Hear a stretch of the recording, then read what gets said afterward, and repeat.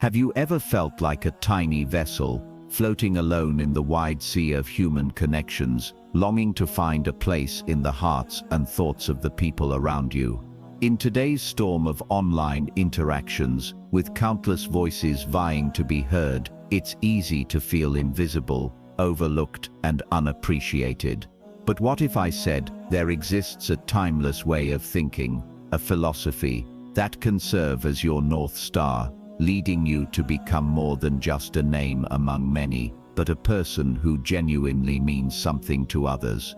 Welcome to a journey where ancient wisdom meets modern life. Today we're diving deep into the art of making yourself a priority in others' lives, not through manipulation or games, but through the profound and authentic principles of Stoicism. Stay with me as we explore how to be a beacon in the sea of relationships, shining brightly enough to be seen, valued, and cherished.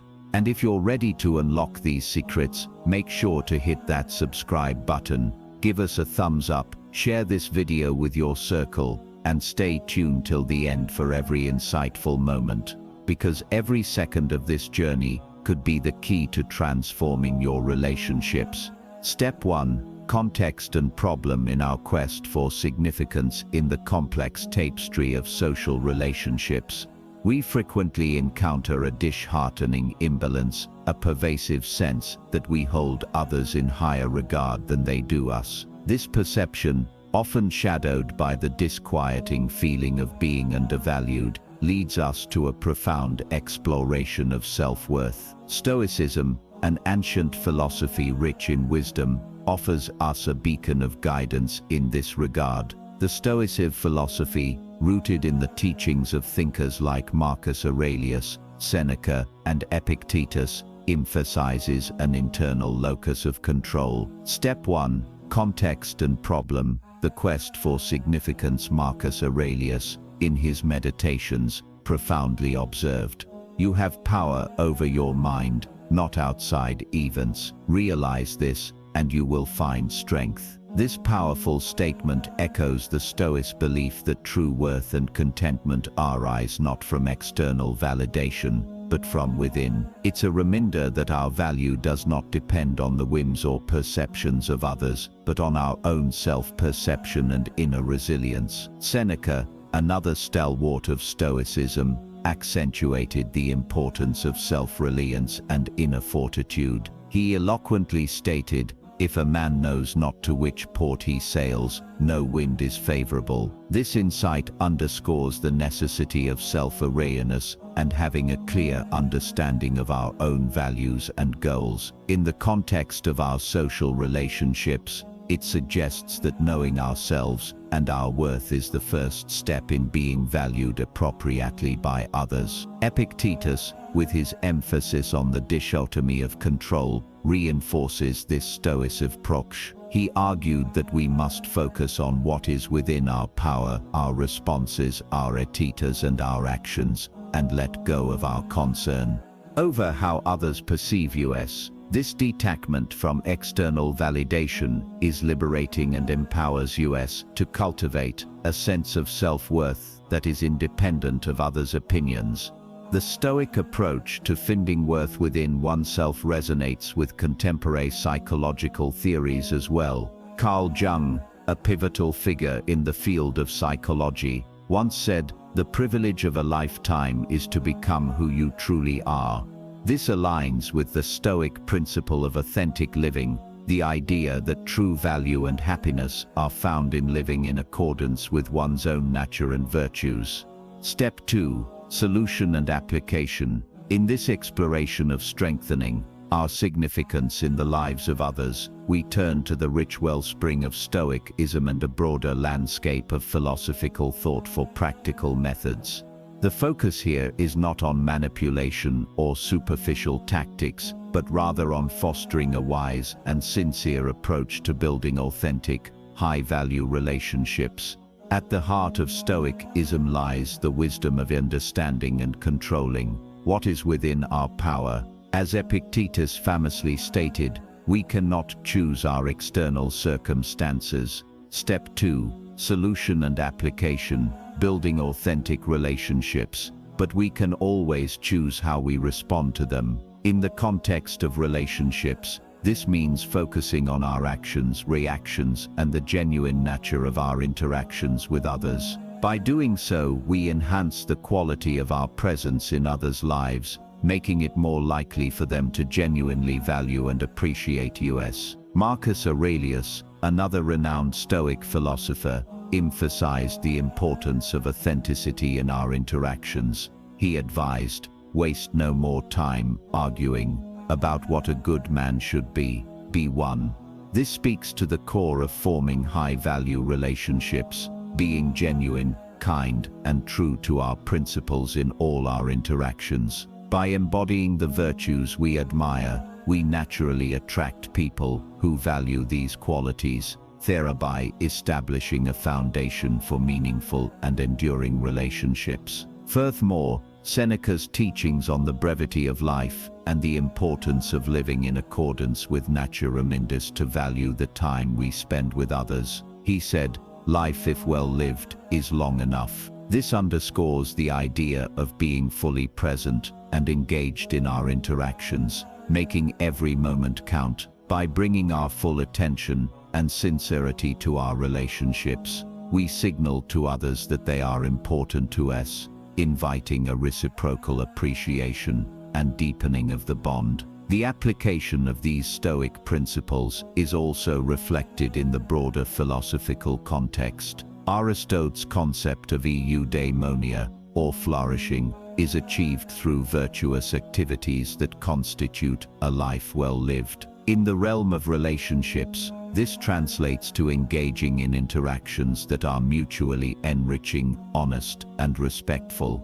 By striving for personal excellence in how we treat others, we cultivate relationships that are not only valuable, but also contribute to our overall well-being and fulfillment. Carl Jung's insights into the psyche further illuminate this approach. He believed in the power of individuation, the process of becoming aware of oneself and the world around us. Jung stated, "The meeting of two personalities is like the contact of two chemical substances. If there is any reaction, both are transformed." This perspective encourages us to engage in relationships as whole, self-aware individuals, capable of profound connections that transform and enrich both parties. Step 3. Stoic principle. The Stoic philosophy, deeply rooted in the wisdom of thinkers like Marcus Aurelius, Seneca, and Epictetus, provides profound insight into the nature of relationships and self-worth.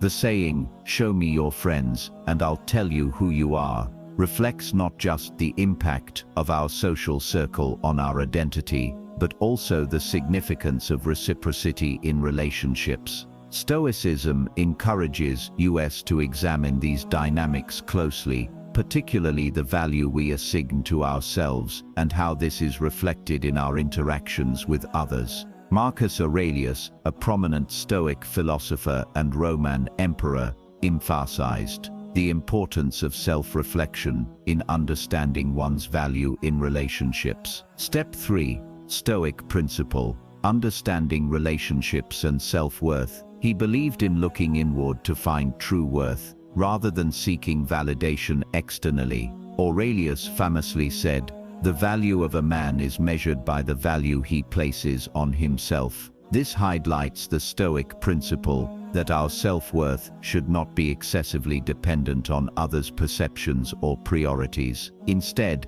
it should be grounded in our own understanding of our value and contributions. Seneca, another key Stoic figure, spoke about the balance between being social beings and maintaining our independence. He advised, "Associate with people who are likely to improve you." This suggests choosing relationships that are mutually beneficial and uplifting, rather than being in ones where we feel undervalued or neglected. Seneca's guidance implies that being needy or overly dependent on others for our sense of self-worth can lead to unfulfilling relationships. Instead, we should cultivate relationships that encourage mutual growth and respect. Epictetus, known for his teachings on control and acceptance, also touches upon this subject. He said, "We cannot choose our external circumstances, but we can always choose how we respond to them." Applying this to relationships,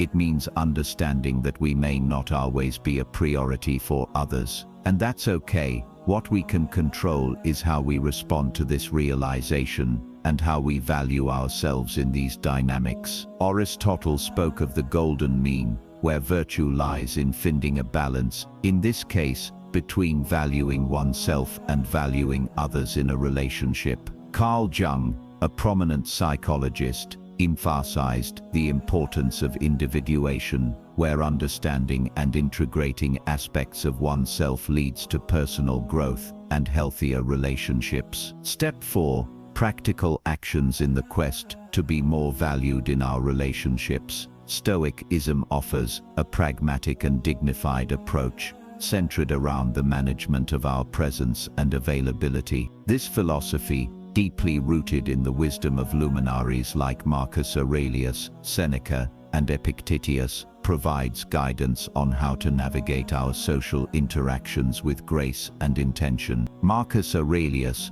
a Stoic philosopher and Roman emperor, highlighted the importance of valuing one's time and presence. He taught that time is one of the few things under our control in a world governed by fate and external circumstances. By judiciously managing our availability, we signal to others the value of our time and in turn increase our own worth in their eyes. Aurelius believed in the principle of purposeful action, which includes making conscious decisions about when and how to engage with others. Seneca, another prominent Stoic philosopher, echoed this sentiment. He advised that we should be selective with our company and time. Seneca's teachings suggest that by occasionally withdrawing our presence, we allow others to appreciate our value more fully. He wrote, "True happiness is to be free from the yoke of our own desires and to be able to relax and lay aside our anxiety." Step 4.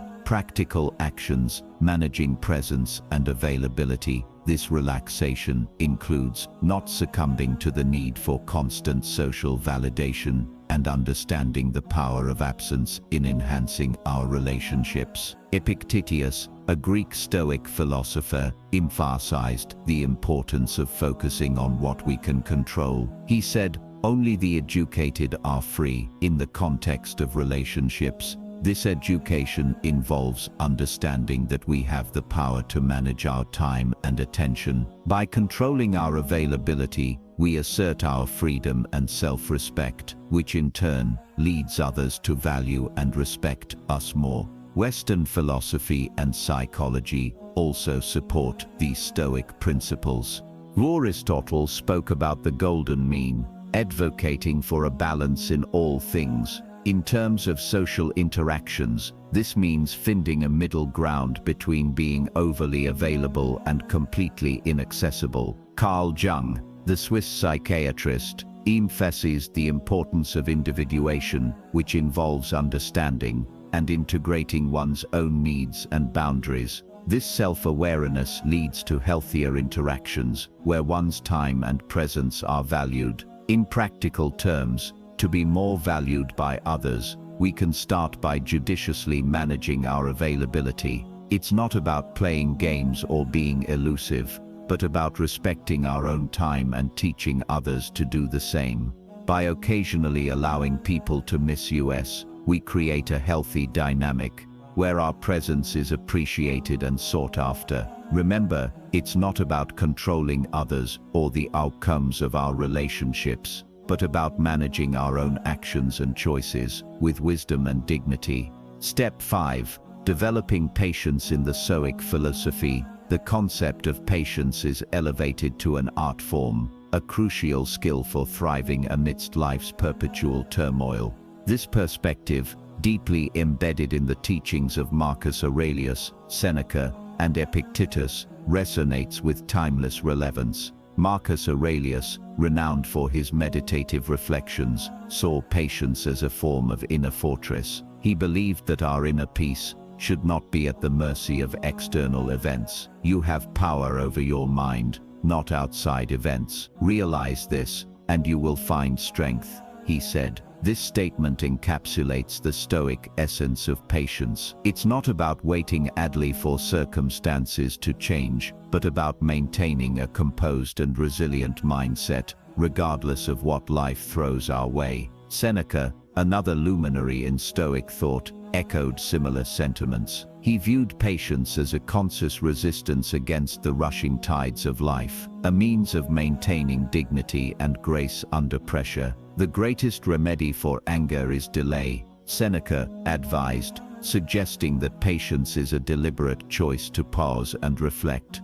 rather than react impulsively. This approach is far from passive. It's an active engagement with step 5, developing patience, mastering emotional resilience, our emotional landscape, mastering our impulses in favor of thoughtful responses. Epictetus, known for his practical wisdom, placed great emphasis on the dichotomy of control, teaching that while we cannot control external events, we have absolute power over our reactions. Patience, from this viewpoint, is a manifestation of this control, a serene assertion of our ability to endure and persevere. No man is free who is not master of himself, Epictetus asserted, highlighting that true freedom comes from self-mastery, of which patience is a vital component. From a broader Western philosophical and psychological perspective, patience aligns with the ideals of emotional regulation and resilience. Aristotle's concept of the golden mean advocates for a balanced approach to life, suggesting that patience is a midpoint between passive inaction and rash impulsiveness. Carl Jung's focus on individuation,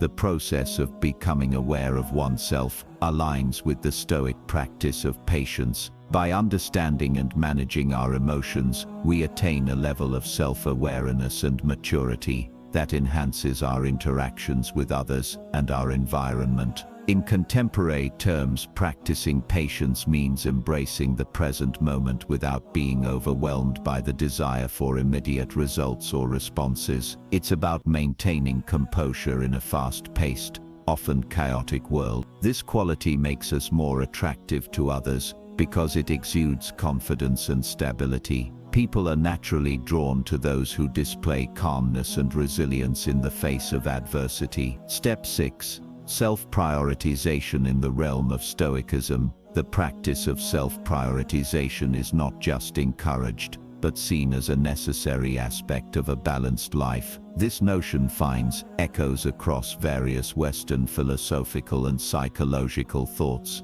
emphasizing the importance of valuing oneself to be valued by others. Marcus Aurelius, a prominent Stoic philosopher, highlighted the significance of self-regard.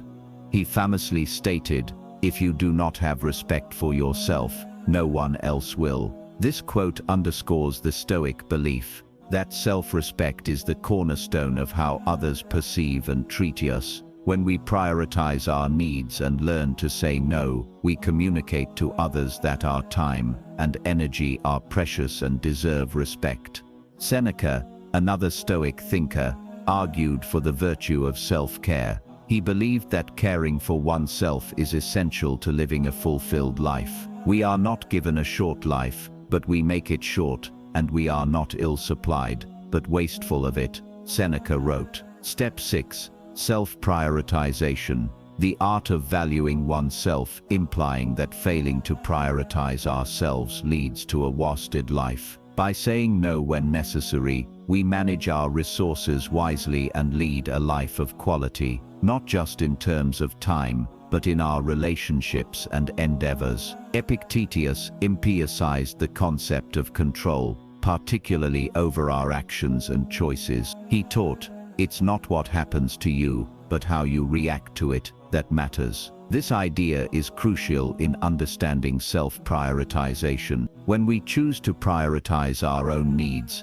we are actively deciding how to react to the demands of others, thereby maintaining control over our lives. From a broader psychological perspective, Carl Jung's concept of individuation aligns with this Stoic practice. Jung believed in the importance of understanding oneself as an individual, separate from the collective. Prioritizing oneself is a step towards achieving this individuation, leading to a stronger, more defined personality that commands respect and importance from others. Aristotle's notion of the golden mean, the desirable middle between two extremes, also supports the idea of self-prioritization. Aristotle taught that virtue lies in finding balance, which includes balancing our own needs with the needs of others. Saying no is not an act of selfishness, but a practice of maintaining this balance. By applying these Stoic and philosophical principles, we learn that prioritizing ourselves is not an act of selfishness, but a necessary step towards being valued and respected by others. It teaches us to manage our personal resources effectively and sets a standard for how others should treat us. When we demonstrate that we value our own time and efforts, we naturally inspire others to do the same. This act of self-respect not only benefits our mental and emotional well-being, but also enhances our social and professional relationships. Step 7. Time management. Wise use of time according to Seneca. Step 7. Time management in the teachings of Seneca. A luminary in the Stoic school of philosophy, we find profound insights on the wise use of time, a concept that resonates deeply in both ancient wisdom and contemporary thought. Seneca's perspective on time management is not just about efficiency or productivity, it's about the quality of life and making conscious, meaningful choices. Seneca, in his essay on the shortness of life, famously stated, "It is not that we have a short time to live, but that we waste a lot of it. Life is long enough, and a sufficiently generous amount has been given to us for the highest achievements, if it were all well invested." This quote encapsulates the Stoic view that time, once lost, is something we can never regain. Therefore, Seneca urges us to be selective with whom we spend our time and how we spend it, emphasizing that our time is a precious and limited resource that should be used wisely and purposefully. This Stoic principle aligns with the thoughts of Aristotle, who believed in the importance of pursuing activities that enrich our soul. Aristotle taught that eudaimonia, or flourishing, is the highest good for human beings, and this can only be achieved by living a life of virtue and engaging in activities that fulfill our true nature. By managing our time wisely, we can devote more of it to activities that contribute to our personal growth and happiness. Plato, another great philosopher, also touched on the importance of self-reflection and personal growth. He believed that an unexamined life is not worth living. In this context, the wise management of time includes periods of introspection and contemplation, allowing us to understand ourselves and our place in the world better from a psychological standpoint. Carl Jung's concept of individuation further supports the idea of wise time management. Jung emphasized the importance of Step 8, autonomy, Epictetus on self-mastery and freedom, personal development and self-realization. By choosing how we spend our time, we can engage in activities that contribute to our personal and psychological growth. Epictetus, a Stoic philosopher, also stressed the importance of focusing on what is within our control. He taught that we should not squander our time on things beyond our control, but instead focus on our actions and choices. This approach to time management is about making conscious decisions that reflect our values and goals. Step 8. Autonomy. Epictetus, a philosopher renowned for his profound insights into the nature of happiness and the good life, presents a compelling argument about the essence of true freedom. His assertion, "No man is free who is not master of himself," encapsulates a fundamental principle of personal autonomy and self-mastery. This concept, deeply rooted in the Epicurean philosophy, emphasizes the importance of controlling our decisions and emotions as a pathway to enhancing our self-worth and autonomy. Epicurus's philosophy, though distinct from Stoicism, shares the conviction that inner peace and freedom stem from self-governance. He believed that pleasure, understood as the absence of pain and disturbance, is achieved through simple living, the cultivation of personal virtues, and the management of desires. This perspective encourages us to reflect on our emotional responses and decision-making processes, suggesting that true freedom is found not in external circumstances, but in how we manage our internal states. Conclusion: embracing the path of self-mastery, this idea resonates with the Stoic teachings of Epictetus, who famously said, "We are disturbed not by events, but by the views which we take of them." Epictetus emphasizes that our perception of events, more than the events themselves, determines our peace of mind. This Stoic view aligns with Epicurus's emphasis on internal mastery as the key to freedom. From a broader philosophical perspective, Aristotle's concept of eudaimonia, or flourishing, is achieved through the exercise of virtue and rationality, echoing the sentiment of self-mastery. Aristotle believed that living according to reason and virtue leads to the highest form of happiness, a state that is closely linked to having control over one's actions and emotions. In the realm of psychology, Carl Jung's emphasis on individuation, the process of becoming aware of oneself, aligns with this idea. Jung believed that becoming conscious of our inner world and integrating different aspects of our personality leads to psychological holiness and autonomy.